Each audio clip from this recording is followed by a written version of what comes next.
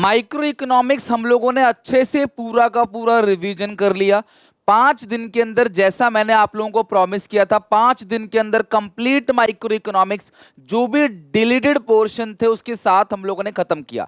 आप सबकी रिक्वेस्ट पे एक वीडियो लेके आ रहा हूं जहां पूरी की पूरी माइक्रो इकोनॉमिक्स में जितने भी डायग्राम बन सकते हैं वो सारे के सारे समझाऊंगा बनाकर। यहां पे आप उनको अच्छे से लर्न करके रखना कि यार कहां से कैसा डायग्राम बनता है, क्योंकि उस बेसिस पे आपको माइक्रो में क्वेश्चन पूछा जा सकता है। पहली बार सीयूईटी में माइक्रो आ रहा है तो हम ये पता नहीं कर सकते किस एंड से नहीं पूछेगा और किस एंड से पूछेगा, लेकिन मैं इस बात के साथ दावे से कह सकता हूं कि इस वीडियो को देखने के बाद माइक्रो इकोनॉमिक्स के डायग्राम से रिगार्डिंग कोई भी क्वेश्चन आएगा ना, आप आराम से उसको बना लोगे। सबसे पहले मैं इसके अंदर ना जो डिलीटेड पोर्शन है, जहां से मुझे लगता है सबसे ज्यादा चांस है, जिस जिस डायग्राम से वो बना के दिखा रहा हूं और ये भी बताऊंगा कैसे क्वेश्चंस आते हैं। उसके बाद चैप्टर 1 से यानी कि पीपीसी से लेकर पूरा प्राइस डिटर्मिनेशन तक जितने भी डायग्राम बन सकते हैं वो मैं आपको यहां पे बना के दिखाऊंगा। तो सबसे पहला जो डायग्राम है वो प्राइस सीलिंग और प्राइस फ्लोर, ये दो कॉन्सेप्ट सीयूईटी में बहुत इंपॉर्टेंट है इस साल। प्राइस सीलिंग की बात करते हैं तो होता क्या है, देखो जहां पे डिमांड और सप्लाई दोनों बराबर है उस प्राइस को बोलते हैं इक्विलिब्रियम प्राइस, और OQ is equilibrium quantity. Price ceiling का मतलब सरकार एक मैक्सिमम लिमिट बना देती है जिसको अपर लिमिट भी बोलते हैं। बेसिकली नेसेसिटीज ऑफ लाइफ के लिए, ध्यान रखना, नेसेसिटीज ऑफ लाइफ के लिए सरकार एक अपर लिमिट बना देती है, उसको बोलते हैं प्राइस सीलिंग, जो कि इक्विलिब्रियम प्राइस से काफी नीचे होता है, P1। यानी कि सरकार कहती है ये जो प्राइस है ये मैक्सिमम प्राइस है जो कोई सेलर चार्ज कर सकता है बायर से। अब यहां पे क्वेश्चन कैसे पूछा जाएगा कि प्राइस सीलिंग क्या है, मैक्सिमम प्राइस है और अपर लिमिट है, इक्विलिब्रियम प्राइस से नीचे रहता है, और सबसे ज्यादा जरूरी चीज कोई भी क्वेश्चन डायग्राम का हो तो पहले डायग्राम बनाना उसके बाद आंसर देना, देखना आंसर बिल्कुल करेक्ट आएगा, ठीक है। जैसे एसी एमसी का रिलेशनशिप आगे बताऊंगा तो डायग्राम बना के देखना और फिर देखना कि जब एसी घट रहा है तो एमसी क्या कर रहा है, बढ़ रहा है तो क्या कर रहा है। तो डायग्राम जितने भी माइक्रो में आएंगे ना, छोटा सा रफ में बनाना, रफ पेपर आपको मिलेगा और फिर आप आंसर देना। यहाँ पे सप्लाई यहीं तक है, यहां से यहां तक, ठीक है, और डिमांड है यहां से यहां तक, तो ये जो गैप है this is called excess demand, यानी कि जो प्राइस सीलिंग है उसमें एक्सेस डिमांड बन जाता है, राइट। ये चीज आप ध्यान रखना। और हमेशा ध्यान रखना क्वेश्चन आपको ऐसे पूछ सकता है मार्केट इक्विलिब्रियम में कि इक्विलिब्रियम प्राइस जो है वो क्या होगा अगर डिमांड इतना बढ़ा सप्लाई इतना घटा, तो ऐसे क्वेश्चंस भी ध्यान रखना जो मैं आपको आगे कराऊंगा। प्राइस सीलिंग समझ गए, तो नीचे बनता है और ये मैक्सिमम प्राइस सीलिंग है। प्राइस फ्लोर एग्रीकल्चर प्रोडक्ट को बढ़ावा देने के लिए किसानों के लिए सरकार एक मिनिमम इनकम तय कर देती है जो इक्विलिब्रियम प्राइस से काफी ऊपर होता है, और ये नीचे इसलिए रखते हैं गरीब से गरीब लोग इनको अफोर्ड कर सके, और किसानों को ज्यादा इनकम मिले तो ये इक्विलिब्रियम प्राइस से भी ऊपर रखते हैं, और ये लोवेस्ट लिमिट है, लोअर लिमिट है, इसको मिनिमम प्राइस बोलते हैं। यानी सरकार कहती है तुम्हारे अनाज में इतना तुम खुश हो, इस प्राइस पे तुम लेने को, अपने अनाज के दाम लेने को खुश हो, लेकिन हम तुम्हें इक्विलिब्रियम प्राइस से भी ऊपर देंगे ताकि तुम्हें ज्यादा पैसे मिले, तुम अच्छे से खेती बाड़ी करो, किसान ग्रो करे, देश ग्रो करेगा, ठीक है। वैसे भी कृषि प्रधान देश है, तो ये जो ऊपर जो प्राइस जा रहा है इस प्राइस को बोलते हैं lower limit, minimum support price या फिर प्राइस फ्लोर। ध्यान रखना ये मैक्सिमम है और वो क्या है, मिनिमम। जहां पे मिनिमम वर्ड आ जाए समझ जाना प्राइस फ्लोर। और ऊपर देखोगे ना तो सप्लाई ज्यादा है तो इसको बोलते हैं एक्सेस सप्लाई। तो ये एक्सेस सप्लाई कब होता है, प्राइस फ्लोर में, और एक्सेस डिमांड कब होता है, प्राइस सीलिंग के अंदर। तो ये जो चीज है ना ये आप बहुत अच्छे से ध्यान रखना, पहली चीज, ठीक है। दूसरा जो है वो यहाँ पे इलास्टिसिटी ऑफ सप्लाई का जो डायग्राम है, अगर ओरिजिन से निकलता है ES तो वो इक्वल टू 1 आएगा। इससे नीचे है यानी कि पॉजिटिव का एक्स एक्सिस और नेगेटिव के वाई, देखो नेगेटिव वाई इंटरसेप्ट, ये लाइन ये वर्ड यूज करेगा, नेगेटिव वाई इंटरसेप्ट, तो समझ जाना ये लेस देन 1 है। और नेगेटिव एक्स इंटरसेप्ट अगर बोलता है तो वो क्या है क्लास, मोर देन 1। तो ये वाली बात आपको अच्छे से ध्यान रखनी है। इलास्टिसिटी ऑफ डिमांड में ना जो स्टिपर होता है वो लेस देन 1 बनेगा, जो फ्लैटर है वो मोर देन 1। ध्यान रखना, फ्लैटर मतलब मोर इलास्टिक, स्टिपर मतलब लेस इलास्टिक, बीचों बीच बनता है तो ईड इक्वल टू 1। और कर्व अगर बनेगा, ये मैंने आगे भी बता रखा है, कर्व अगर बनता है तो रेक्टेंगुलर हाइपरबोला बनता है ईडी का शेप। तो ये भी आपको ध्यान रखना है, इसमें भी आपको क्वेश्चन पूछेगा इसी पैटर्न में। ज्योमेट्रिक मेथड और पॉइंट मेथड नया नया ऐड हुआ आपके सिलेबस के अंदर। तो जो ज्योमेट्रिक मेथड है इसी को हम लोग क्या बोलते हैं, पॉइंट मेथड। और इसमें एक straight line linear demand curve के ऊपर अलग अलग पॉइंट पे ईडी निकालना है। तो यहां पे आप हमेशा ध्यान रखना कि जो मिड पॉइंट है, एक सेकेंड, ये जो मिड पॉइंट है लाइन का, उसमें हमेशा ईडी जो है 1 के बराबर होगा। और ये जितने भी पॉइंट इसके अंदर है ये सब ईडी मोर देन 1 है, और ये जितने भी पॉइंट है इसके अंदर यहां पे ईडी लेस देन 1 है। सबसे ऊपर है इंफिनिटी और नीचे है 0। फॉर्मूला है क्लास अपर, जो फॉर्मूला है क्लास ईडी का वो है lower segment upon upper segment. ये है आपका पॉइंट मेथड से फॉर्मूला, राइट। एक्सपेंडिचर मेथड में ध्यान रखना, यहां प्राइस है, यहां टोटल एक्सपेंडिचर है। प्राइस और टोटल एक्सपेंडिचर के बीच कंपैरिजन होता है, प्राइस और क्वांटिटी के बीच नहीं होता। तो अगर प्राइस और टोटल एक्सपेंडिचर का पॉजिटिव रिलेशनशिप है, पॉजिटिव रिलेशनशिप है तो ईडी लेस देन 1। प्राइस और टोटल एक्सपेंडिचर का नेगेटिव रिलेशनशिप है तो ईडी मोर देन 1। अगर प्राइस और टोटल एक्सपेंडिचर का नेगेटिव रिलेशनशिप है तो ईडी मोर देन 1। प्राइस और टोटल एक्सपेंडिचर का पॉजिटिव रिलेशनशिप, दोनों सेम डायरेक्शन में जा रहे हैं, ऊपर नीचे दोनों बढ़ रहे हैं, दोनों घट रहे हैं।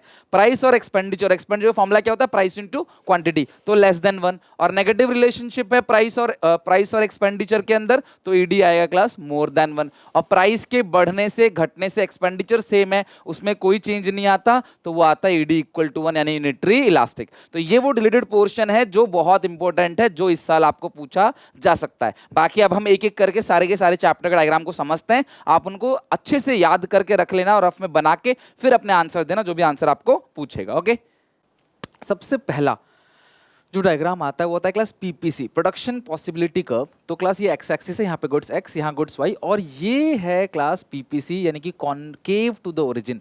इसका जो डायग्राम है वो कॉनकेव टू द ओरिजिन है, और ये है क्लास सारे के सारे कॉम्बिनेशन। और इसके अंदर अगर कोई पॉइंट है तो वो शो करता है कि रिसोर्सेज का अंडर यूटिलाइजेशन है, और इसके बाहर अगर कोई पॉइंट है तो वो शो करता है क्लास रिसोर्सेज अनअटेनेबल है।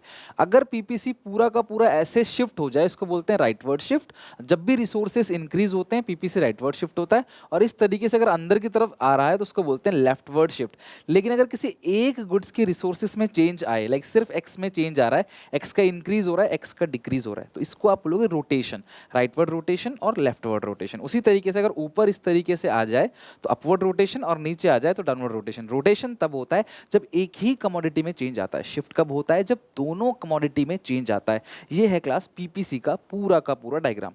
अब बात करें class MOC, marginal opportunity cost ही डिसाइड करता है कि पीपीसी का शेप कैसा रहेगा। अगर एमओसी इंक्रीज हो रहा है तो पीपीसी का शेप बनेगा कॉनकेव, और अगर एमओसी कांस्टेंट है, मार्जिनल अपॉर्चुनिटी कॉस्ट जिसको आप लोग delta Y upon delta X भी कहते हो, अगर ये कांस्टेंट है तो PPC be a straight line. तो can PPC be a straight line? Yes, PPC be a straight line when MOC is constant. अगर एमओसी डिक्रीज करने लगेगा तो पीपीसी जो बनेगा क्लास वो बनेगा कॉनकेव टू द ओरिजिन। ये है क्लास कॉन्वेक्स, सॉरी कॉनकेव, ये बनेगा class convex to the origin अगर एमओसी डिक्रीज है। ये तीनों डायग्राम ध्यान रखना, ये तीनों डायग्राम बेस करता है क्लास, डिपेंड करता है एमओसी के ऊपर, मार्जिनल अपॉर्चुनिटी कॉस्ट कैसा होगा। Law of diminishing marginal utility, ये है क्लास एक्स एक्सिस, यहाँ पे यूनिट्स कंज्यूम, ये आएगा टीयू और एमयू, और यहाँ पे क्लास टीयू जहाँ पे मैक्सिमम होता है वहाँ पे MU 0, TU increase MU positive, TU maximum MU 0, TU falls MU negative. जहाँ पे टीयू मैक्सिमम उसको बोलते हैं सैचुरेशन पॉइंट, और उसी कॉरस्पॉन्डिंग पॉइंट पे एमयू 0 होता है उसे बोलते हैं पॉइंट ऑफ स्टैटिटी। ये है लॉ ऑफ डीएमयू का डायग्राम।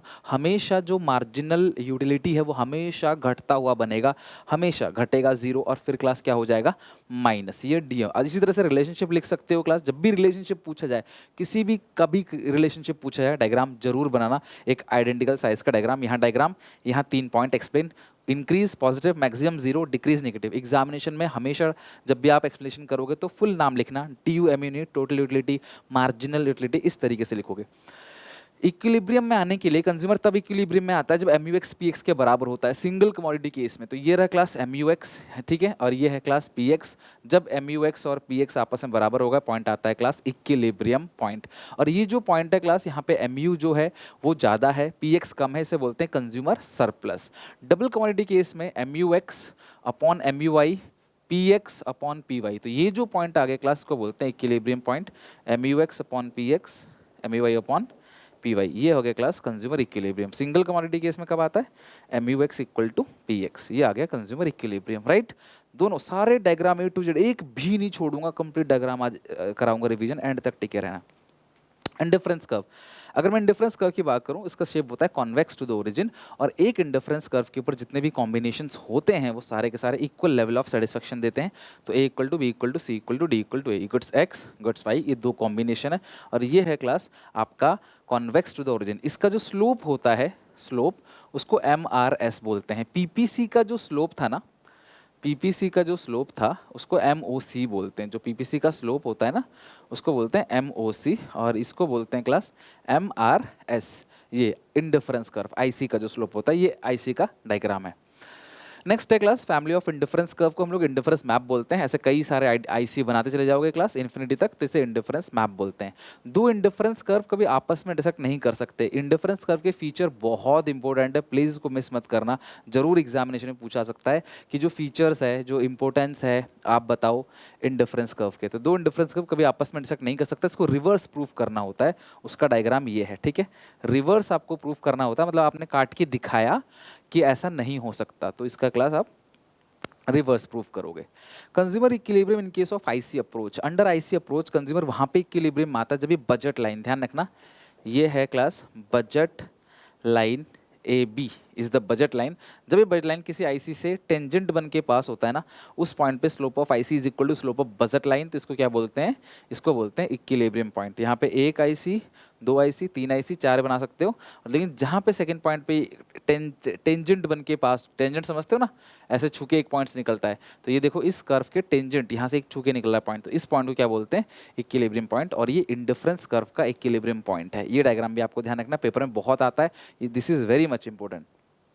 बजट लाइन की बात करें, ये है क्लास बजट लाइन जो रिप्रेजेंट करता है कि आपका बजट कितना है, इसे प्राइस लाइन भी बोलते हैं। ये क्लास बजट लाइन है, इसके अंदर का सारा अटेनेबल या फिजिबल है, आप खरीद सकते हो। उसके बाहर का सारा क्या है क्लास, नॉन अटेनेबल या नॉन फिजिबल, जो आप नहीं खरीद सकते।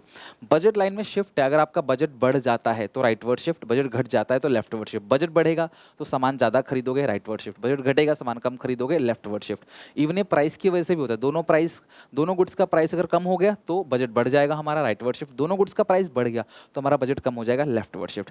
अगर एक कमोडिटी में चेंज आता है, अगर एक कमोडिटी मान लो ये वाई है और ये एक्स है, सिर्फ वाई कांस्टेंट है, एक्स का क्लास बढ़ रहा है, बजट घट रहा है, इसको राइटवर्ड रोटेशन और लेफ्टवर्ड रोटेशन बोलते हैं।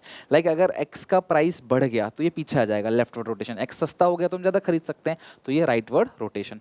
एक कमोडिटी में चेंज आता है रोटेशन, दोनों में चेंज आता है शिफ्ट, ठीक है, ध्यान रखना।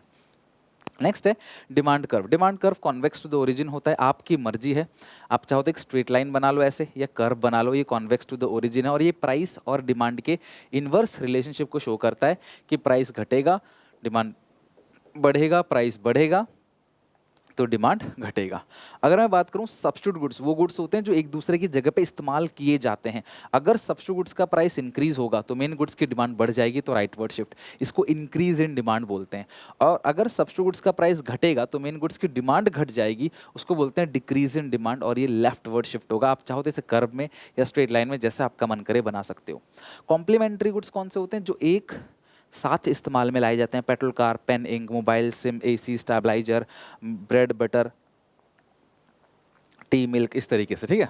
तो अगर कॉम्प्लीमेंट्री गुड्स का प्राइस बढ़ेगा तो मेन गुड्स की डिमांड पीछे हो जाएगी। इनवर्स रिलेशनशिप होता है कॉम्प्लीमेंट्री गुड्स में, सब्स्टिट्यूट गुड्स में पॉजिटिव रिलेशनशिप होता है।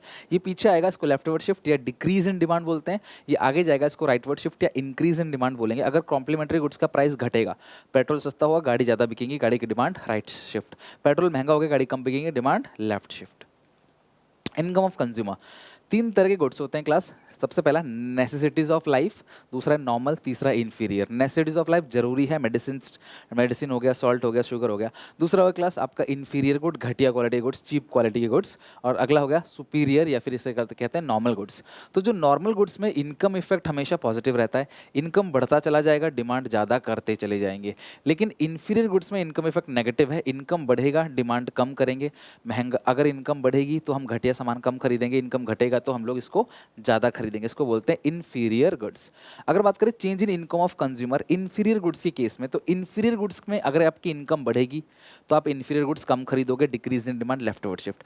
और अगर आपकी इनकम घटेगी तो मजबूरी है इन्फीरियर ही ज़्यादा खरीदोगे, तो rightward shift.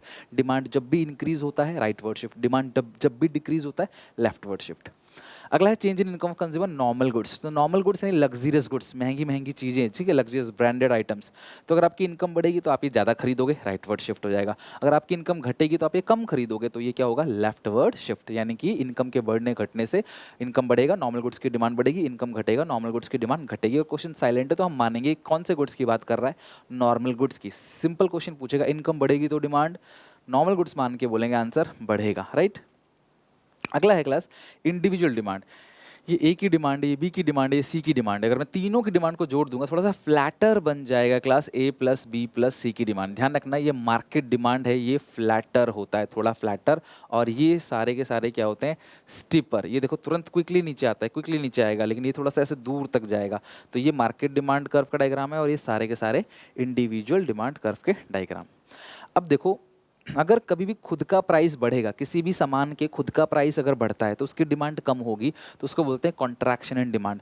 Contraction in demand, own price का, अगर ओन कमोडिटी का प्राइस बढ़ेगा तो डिमांड कम होगी, कॉन्ट्रैक्शन इन डिमांड बोलते हैं। एरो ऊपर की तरफ जाएगा, इसको बोलते हैं upward movement along with same demand curve, ऊपर की तरफ।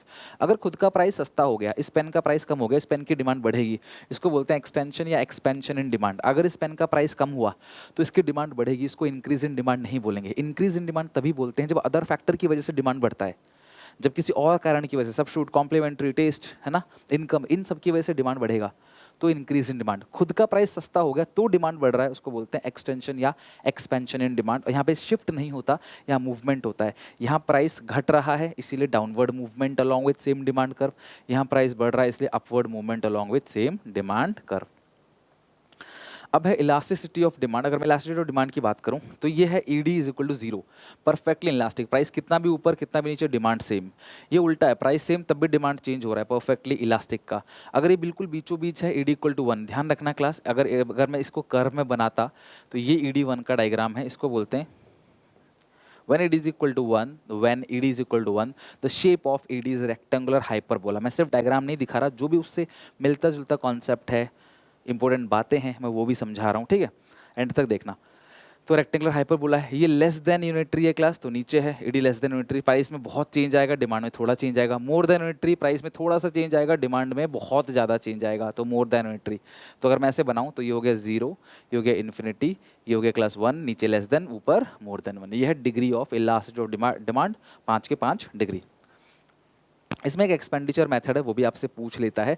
ये एक्सपेंडिचर मेथड है, ये प्राइस, यहाँ टोटल एक्सपेंडिचर, यही गलती मत कर देना है, क्वांटिटी नहीं, टोटल एक्सपेंडिचर आएगा। अगर प्राइस के बढ़ने से टोटल एक्सपेंडिचर बढ़ेगा तो ईडी लेस देन वन, जहाँ पे प्राइस और टोटल एक्सपेंडिचर में डायरेक्ट रिलेशनशिप है। प्राइस के बढ़ने से एक्सपेंडिचर में कोई चेंज नहीं आता तो उसको बोलते हैं ईडी इक्वल टू वन, यानी कि class no change, no relationship. तो प्राइस चाहे बढ़े घटे, ED constant, sorry total expenditure constant है तो ED equal to one. Price अगर बढ़ेगा, ठीक है, तो एक्सपेंडिचर घटेगा, तो अगर नेगेटिव रिलेशनशिप है तो ईडी क्या है क्लास, आएगा मोर देन वन, और ये इनवर्स रिलेशनशिप है। ओके, नेक्स्ट है class law of returns two factor, यानी कि लॉ ऑफ डिमिनिशिंग रिटर्न। उसके अंदर क्या बनाते हो आप, टीपी, टीयू जैसा, फिर क्लास ये बढ़ के घटेगा एमपी, फिर ये एपी। आप ध्यान रखना, अगर मैं रिलेशनशिप की बात करूँ, TP increase MP positive, TP maximum MP zero, TP falls MP negative. अगर मैं एपी और एमपी के रिलेशनशिप की बात करूँ तो अभी डिस्कस करेंगे, बट उससे पहले एमपी जहाँ पे मैक्सिमम है वहाँ से एक लाइन खींचो, ये स्टेज वन है, स्टेज ऑफ इंक्रीजिंग रिटर्न। यहाँ पे टीपी और एमपी दोनों बढ़ता है, ध्यान रखना, TP and MP both increases. जहाँ पे एमपी जीरो है वहाँ से लेकर यहाँ तक आता है stage two, stage of diminishing return. यहाँ पे टीपी जो है क्लास बढ़ रहा है, स्टेज ऑफ डिमिनिशिंग रिटर्न में भी टीपी बढ़ता है, ध्यान रखना। स्टेज ऑफ डिमिनिशिंग रिटर्न में भी क्या होता है, टीपी वहाँ बढ़ता है, राइट, बट एमपी फॉल्स। और यहाँ पे टीपी पहली बार घटेगा और एमपी नेगेटिव जाएगा, उसको बोलते हैं स्टेज ऑफ नेगेटिव रिटर्न। तो ये 3 फेसेस या 3 स्टेजेस हैं law of diminishing marginal utility के, साथ में डायग्राम भी है। एपी और एमपी का रिलेशनशिप, एमपी इंक्रीज होगा तो एपी भी इंक्रीज होगा, दोनों भाई भाई हैं, एमपी घटेगा एपी घटेगा। लेकिन जब दोनों इंक्रीज हो रहे हैं तो बड़ा एमपी है, दोनों डिक्रीज हो रहे हैं तो बड़ा एपी है। और जहाँ पे एपी सबसे ज़्यादा है, जहाँ पे एपी मैक्सिमम है वहाँ पे क्लास एपी एमपी को कट करेगा, यानी एपी एमपी दोनों बराबर होंगे। Both increase MP is greater than AP, both decrease AP is greater than MP, और AP cuts MP when it is maximum, here AP and MP equal रहेगा। ये बीच वाला एक ऐसा पोर्शन है, दोनों भाई भाई तो हैं, दोनों बढ़ रहे हैं देखो साथ, दोनों घट रहे हैं साथ, लेकिन ये बीच का ऐसा पोर्शन है जहाँ पे एक घट रहा है दूसरा बढ़ रहा है, ये जो बीच का पोर्शन है। याद ध्यान रखना, यहाँ से ट्रू फॉल्स पूछ लिया जाता है। अब आते हैं क्लास कॉस्ट चैप्टर पे। Total cost is equal to total fix cost plus total variable cost. Total variable cost का जो डायग्राम है वो जीरो से शुरू होता है, because TVC can be zero, और ये इन्वर्स एस शेप होता है। टीएफसी फिक्स है, क्लास प्रोडक्शन करो चाहे मत करो, ज़्यादा करो कम करो, फिक्स कॉस्ट हमारा फिक्स रहता है लाइक रेंट। अगर इन दोनों को जोड़ूंगा तो ये टीवीसी, ये टीसी, और the vertical distance between TC and TVC is TFC, और टीएफसी क्या है क्लास, कांस्टेंट है। टीसी कभी जीरो नहीं हो सकता, ना ही टीएफसी कभी जीरो हो सकता है, only TVC can be zero. और at zero level of output जो टीसी है वही क्या है क्लास, टीएफसी, यानी जीरो लेवल ऑफ आउटपुट पर टीएफसी और टीसी दोनों बराबर रहते हैं। Similarly AC equal to AFC plus ABC. ABC की बात करें पहले घटेगा फिर बढ़ेगा, यानी कि यू शेप। एएफसी की बात करें वो हमेशा घटेगा बट कभी जीरो नहीं होगा, इट इज़ रेक्टेंगुलर हाइपरबोला। पूरे सिलेबस में दो ही रेक्टेंगुलर हाइपरबोला है क्लास, एएफसी और ED equal to 1। Rectangular hyperbola मतलब इसके जितने भी रेक्टेंगल इसके अंदर बनेंगे सबका एरिया क्या होगा, बराबर होगा। अगर मैं AC plus AFC plus ABC को जोड़ूँ, ये आ गया एएफसी, ये आ गया एबीसी, ये आ गया एसी। दोनों दिख रहे हैं कि पास जा रहे हैं, करीब जा रहे हैं, बट कभी ये आपस में मिलेंगे नहीं। AC can never intersect ABC, और एएफसी कभी एक्सिस को टच नहीं करेगा, बिकॉज अगर एक्सिस को टच करेगा तो एएफसी जीरो हो जाएगा, और एएफसी जीरो तो टीएफसी जीरो, और टीएफसी कभी जीरो नहीं होता। और एएफसी एसी का जो शेप है वो भी यू शेप है। नेक्स्ट है मार्जिनल कॉस्ट। ये क्लास लॉन्ग टेल शेप होता है। क्या होता है क्लास, लॉन्ग टेल शेप या जे कर्व कह सकते हो। घट रहा है फिर बढ़ रहा है, तो एमसी पहले थोड़ा सा घटेगा और फिर क्लास क्या होगा, तेजी से बढ़ेगा। ये मार्जिनल कॉस्ट है। अब है रिलेशनशिप बिटवीन एसी और एमसी। सुनो, एसी घटेगा तो एमसी भी घटेगा, बट बड़ा कौन है, एसी। एसी बढ़ेगा तो एमसी भी बढ़ेगा, ठीक है, बड़ा कौन है, एमसी। और एमसी कट करेगा एसी को at its minimum point. When AC is minimum, जब एसी बिल्कुल कम रहेगा ना, तब देखो जो एमसी उसे कट करके निकल जाएगा। ये रिलेशनशिप टीसी और एमसी के बीच का रिलेशनशिप, ये नीचे एमसी है ऊपर टीसी है। When TC increases at diminishing rate, MC falls. When TC increases at an increasing rate, MC increases. When TC stops increasing at diminishing rate and starts increasing at increasing rate, at that point MC is minimum. Decreasing rate का मतलब बढ़ तो रहा है बहुत धीरे धीरे, कछुए की चाल। Increasing rate मतलब खरगोश की चाल, बहुत तेजी से बढ़ रहा है। Total revenue, marginal revenue, TR, TU, TP, तीनों का डायग्राम सेम है, TR, TU, TP। तो ये है क्लास आपका TR। टीआर जीरो हो सकता है, यस, एक ही कंडीशन पे, जब क्वांटिटी जीरो, कुछ भी नहीं बेच रहे तो टीआर जीरो। टीआर का मतलब सेल करके कितना पैसा आया, प्राइस इनटू क्वांटिटी। ये है क्लास एमआर। एआर हमेशा घटेगा। जब class TR increase, MR falls. TR maximum, MR zero. TR falls, MR negative. और एआर टीआर जैसा ही है, और एआर को ही प्राइस बोलते हैं। AR is equal to price. तो प्राइस घटता है, ज़्यादा क्वांटिटी लेते हैं तो, बट जीरो कभी नहीं होता। एमआर जीरो हो सकता है। Relationship between, general relationship between TR and MR. MR increase, AR increase, but MR is greater than AR. MR falls, AR falls, but AR is greater than MR. AR cuts MR when AR is maximum. At that point, AR equal to MR. यहाँ पे AR less है, MR ज़्यादा है। यहाँ पे AR ज़्यादा है, MR less है, राइट। ये हो गया क्लास रिलेशनशिप। आप ये डायग्राम बना के 3 पॉइंट लिखोगे ना, पूरे नंबर मिलेंगे। अभी बहुत डायग्राम है, आ जाओ। AR curve under perfect competition. देखो, परफेक्ट कंपटीशन वो मार्केट है जहाँ पे प्राइस सेम होता है, सारे के सारे सेलर एक ही जैसा सामान बेचते हैं एक ही प्राइस पे। तो ये लाइन हो गई क्लास आपकी परफेक्ट कंपटीशन की। यहाँ पे AR equal to MR equal to price है। इस सिचुएशन में प्राइस कांस्टेंट है, 5 5 5 5 5, कितने भी क्वांटिटी खरीद लो तो जो रेवेन्यू बनेगा, टोटल रेवेन्यू 5 10 15 20, तो ये कांस्टेंट रेट से इंक्रीज होगा। Under perfect competition TR increases at constant rate and MR is constant. वही एमआर है, वही एआर है, वही प्राइस है। एआर तो हमेशा प्राइस के बराबर होता है, but in perfect competition AR equal to MR equal to price. ऐसा सिर्फ और सिर्फ परफेक्ट कंपटीशन में होता है। मोनोपोलिस्टिक कंपटीशन, इसके बारे में डिटेल नहीं पढ़ना है, बस आप यहाँ ध्यान रखो, यहाँ प्राइस घटता है, ठीक है। मतलब कि ये वो प्रोडक्ट हैं जैसे साबुन, शैम्पू, वो सब। मोनोपोली लाइक इंडियन रेलवे, जहाँ पे एक ही सेलर है, तो इसका जो एमआर का डायग्राम बनेगा वो इस तरीके से और एआर का इस तरीके से। ये मोर इलास्टिक है और दोनों का गैप ज़्यादा है।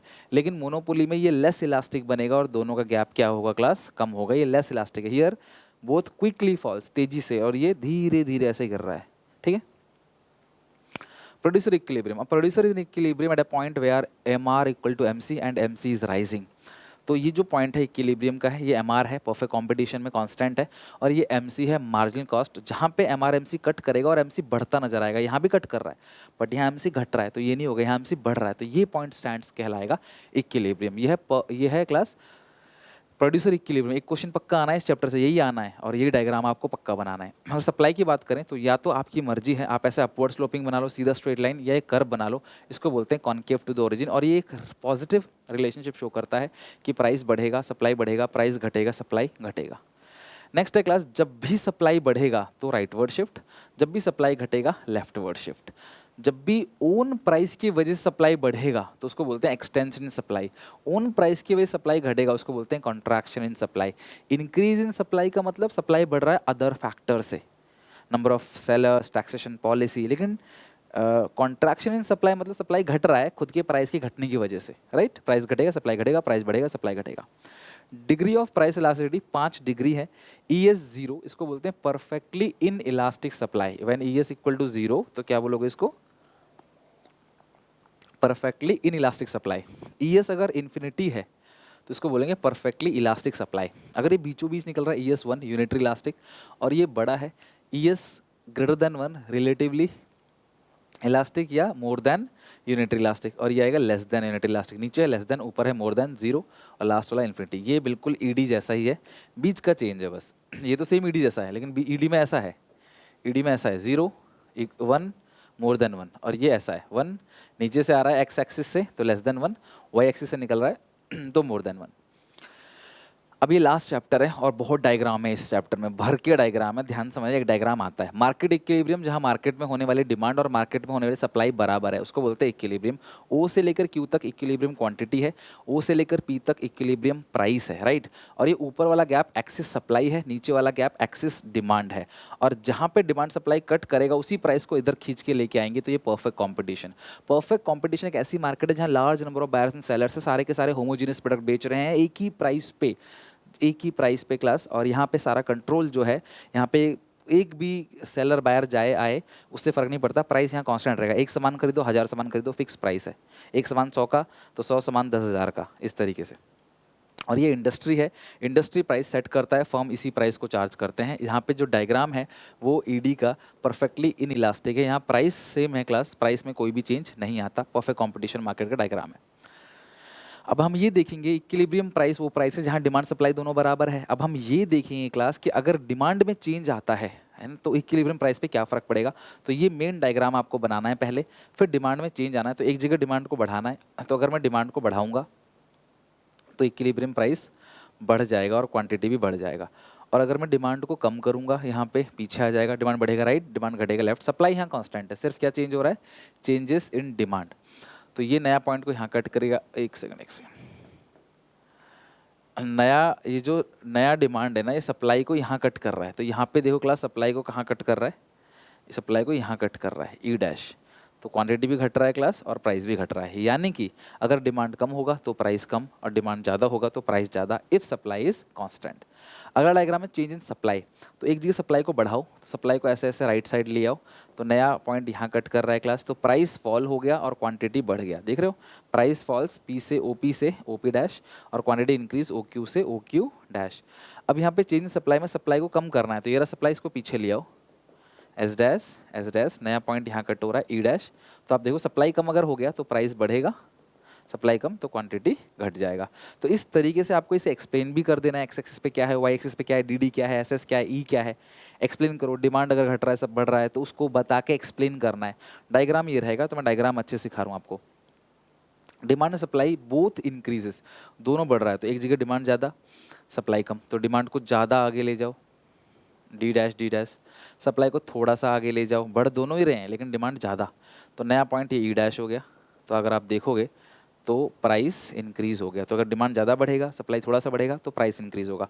दोनों बराबर बराबर बढ़ रहा है, मतलब जितना आगे मैं डिमांड को ले जाऊंगा उतना ही आगे मैं सप्लाई को भी ले जाऊंगा, ठीक है। ये पैरेलल लाइन खींचना, ठीक है, सप्लाई को भी। तो ये आपको मिलेगा प्राइस एकदम कांस्टेंट। तो यहाँ प्राइस में कोई चेंज नहीं है बिकॉज दोनों बराबर बराबर बढ़ रहा है, बस क्वांटिटी क्या मिलेगा आपको, इंक्रीज। डिमांड थोड़ा सा बढ़ाना है, सप्लाई ज़्यादा, तो सप्लाई को ज़्यादा आगे ले जाओ, डिमांड को थोड़ा सा आगे ले जाओ, डी डैश डी डैश। जहाँ नया डिमांड नया सप्लाई कट करे उसको बोलते हैं ई डैश पॉइंट। तो देखोगे प्राइस घट गया पी से पी डैश और क्वांटिटी बढ़ गया है क्लास क्यू से क्यू डैश। अगर सप्लाई बहुत ज़्यादा बढ़ा, डिमांड थोड़ा सा बढ़ा, तो प्राइस आपको घटता हुआ नजर आएगा। ये डायग्राम बना के शो करना है। डिमांड सप्लाई बोथ डिक्रीजेस, तो डिमांड थोड़ा सा सप्लाई ज़्यादा, सप्लाई को बहुत पीछे ले आओ, डिमांड को थोड़ा सा पीछे ले आओ। तो यहाँ पे नया पॉइंट ये है ई डैश। तो आप देखोगे प्राइस बढ़ गया और क्वांटिटी जो है वो घट गया। डिमांड सप्लाई दोनों डिक्रीज हो रहा है, जितना डिमांड पीछे होगा उतना ही सप्लाई भी पीछे होगा। ये ई डैश, प्राइस सेम है। तो आप देखना जब भी डिमांड सप्लाई दोनों सेम बढ़ेगा दोनों सेम घटेगा, वहाँ प्राइस में कोई चेंज नहीं आएगा। अब यहाँ डिमांड बहुत पीछे आ गया तो ज़्यादा पीछे ले लो इसको, D dash D dash. Supply को थोड़ा सा पीछे ले लो, एस डैश एस डैश। तो नया पॉइंट ई डैश आ गया। स्केल से बनाना ताकि बराबर आए गैप। तो आप देखोगे प्राइस भी घट गया, क्वांटिटी भी। डिमांड थोड़ा सा, बहुत ज़्यादा डिमांड घट गया, लोग नहीं खरीद रहे, सप्लाई थोड़ा सा घटा है। जब लोग नहीं खरीद रहे अल्टीमेटली क्या होगा, प्राइस नीचे आ जाएगा। Okay, demand increase is equal to supply decrease. Demand जितना आगे जाएगा सप्लाई उतना ही पीछे आ रहा है, राइट। ये सप्लाई उतना ही पीछे आ रहा है। तो ये नया पॉइंट बन गया ये वाला ई डैश। तो आप देखो क्वांटिटी सेम है बिकॉज डिमांड बढ़ रहा है सप्लाई घट रहा है, क्वांटिटी सेम है लेकिन प्राइस बहुत ज़्यादा बढ़ गया। क्यों? एक तो लोग डिमांड बहुत कर रहे हैं, ऊपर से माल नहीं आ रहा, तो महंगाई बहुत ज़्यादा बढ़ जाएगा। When demand is perfectly elastic and supply changes, तो डिमांड परफेक्टली इलास्टिक है, इस तरीके से डिमांड बना दिया। सप्लाई चेंजेस है, चेंजेस का मतलब एक जगह बढ़ा दिया एक जगह घटा दिया। तो सप्लाई अगर बढ़ेगा तो ये नया पॉइंट आ जाएगा एस डैश, ये पॉइंट ई डैश। तो आप देखोगे कि क्वांटिटी इंक्रीज कर गया बट प्राइस कांस्टेंट है। और अगर सप्लाई घटेगा पीछे आ जाएगा एस डैश, प्राइस अभी भी कांस्टेंट है, क्वांटिटी घट गई। यानी कि अगर डिमांड परफेक्टली इलास्टिक है, भरपूर डिमांड है, सप्लाई बढ़े चाहे घटे, प्राइस में कोई चेंज नहीं आएगा। सप्लाई बढ़ेगा तो क्वांटिटी सप्लाई इंक्रीज, घटेगा डिक्रीज, बट प्राइस में कोई चेंज नहीं आएगा। डिमांड परफेक्टली इन इलास्टिक है, मतलब ये खड़े में बनेगा, परफेक्टली इन इलास्टिक इस तरीके से। और जो सप्लाई है वो चेंजेस, तो एक जगह सप्लाई को बढ़ाना है तो सप्लाई बढ़ेगा, राइट वर्ड, नया पॉइंट ई डैश। तो प्राइस क्या दिखेगा आपको, घट गया बट क्वांटिटी सेम है। और सप्लाई घटाएंगे एक जगह तो पीछे की तरफ ले आओ, एस डैश। तो सप्लाई डिमांड को यहाँ कट कर रहा है, नया पॉइंट आ गया इक्विलिब्रियम का ई डैश। तो प्राइस आपको बढ़ता हुआ मिल जाएगा और क्वांटिटी सेम। तो यहाँ देखोगे ना, अगर प्राइस जो है वो बढ़ रहा है घट रहा है, क्वांटिटी सेम है। पिछले वाले केस के अंदर देखोगे प्राइस कांस्टेंट है, क्वांटिटी बढ़ रहा है घट रहा है, देख रहे हो। तो जब आप जो भी लिखा है बस उसका डायग्राम बना दो, रिजल्ट तुम्हारे सामने होगा। सप्लाई परफेक्टली इलास्टिक है, ये सप्लाई है, और डिमांड चेंजेस है, तो डिमांड बढ़ेगा तो ऊपर की तरफ राइट शिफ्ट हो जाएगा, सॉरी। तो नया पॉइंट बनेगा ई डैश। तो प्राइस बढ़ रहा है, क्वांटिटी सेम है। अब डिमांड घट रहा है तो डिमांड को पीछे ले आओ, तो नया पॉइंट यहाँ पे हो गया ई डैश। तो प्राइस घट रहा है और क्वांटिटी सेम है, देख रहे हो। तो इक्विलिब्रियम प्राइस पे क्या फ़र्क पड़ेगा, ये डायग्राम बना के ईजिली दिखा सकते हो। जो जैसा डायग्राम बोला है वैसा बना लो। Supply perfectly elastic and demand changes, ठीक है। सप्लाई ये देखो परफेक्टली इलास्टिक एस बन गया, और डिमांड जैसा बनाते हैं वैसे ही बना लो, डिमांड ये डिमांड है। अब डिमांड चेंजेस है तो एक बार बढ़ा दो डिमांड को, ये राइट, डी डैश, नया पॉइंट आ गया ई डैश, पहले ई था अब ई डैश हो गया। तो प्राइस सेम है और क्वांटिटी इंक्रीज हो गया। अब ये ई पॉइंट है, डिमांड को घटाना एक जगह पीछे कर दो, डी डैश, ये पॉइंट हो गया ई डैश। तो क्वांटिटी जो है वो कम हो गया लेकिन प्राइस जो है वो क्या है क्लास, सेम है। तो इस तरीके से जितने भी मैक्सिमम डायग्राम हो सकते थे मैंने पूरा का पूरा बनाया।